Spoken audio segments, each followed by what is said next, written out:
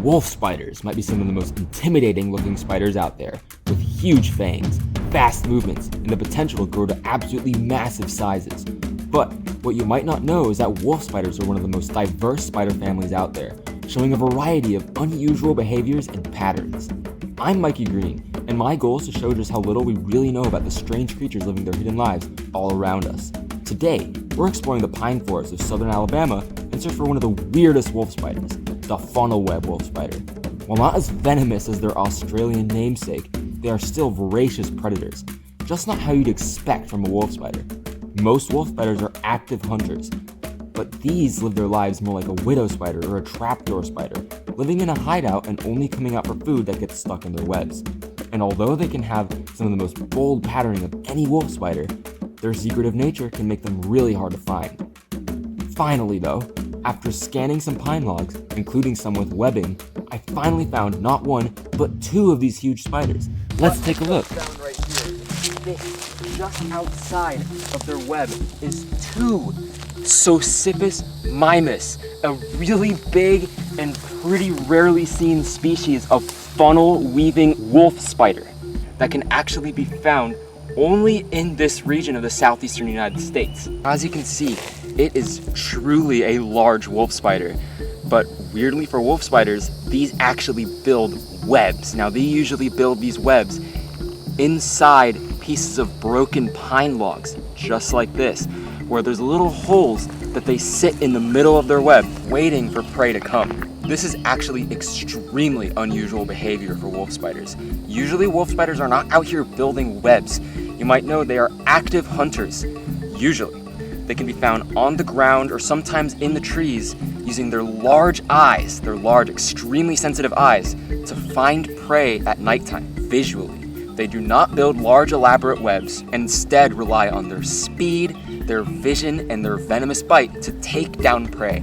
However, these Socipus, the funnel-weaving wolf spiders, where there's only a few species known, build these large, elaborate webs outside of the broken pine logs that they're living in, where they build a really tightly wound hole right in the middle that they rest in, kind of like a widow spider if you know how their webs work.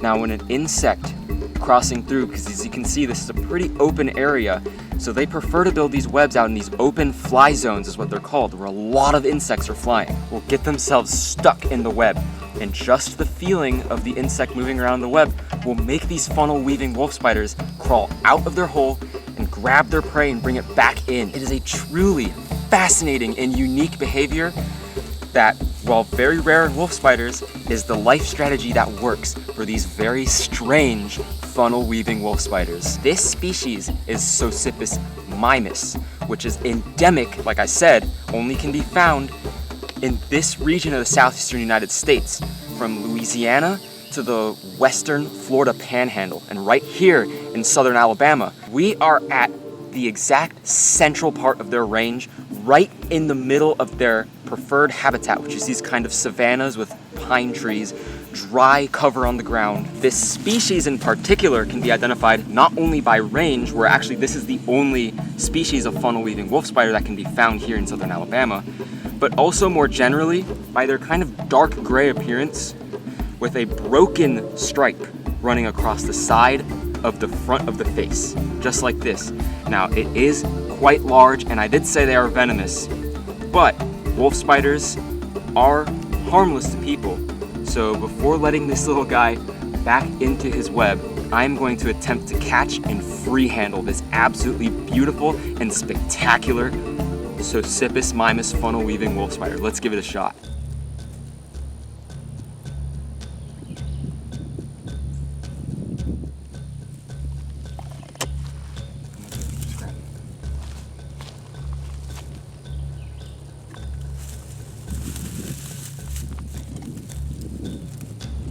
Got it.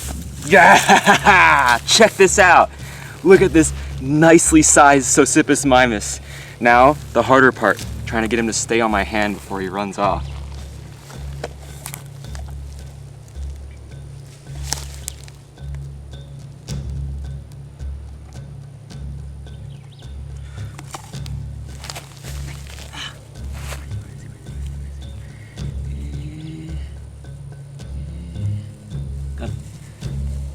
There we go. Perfect.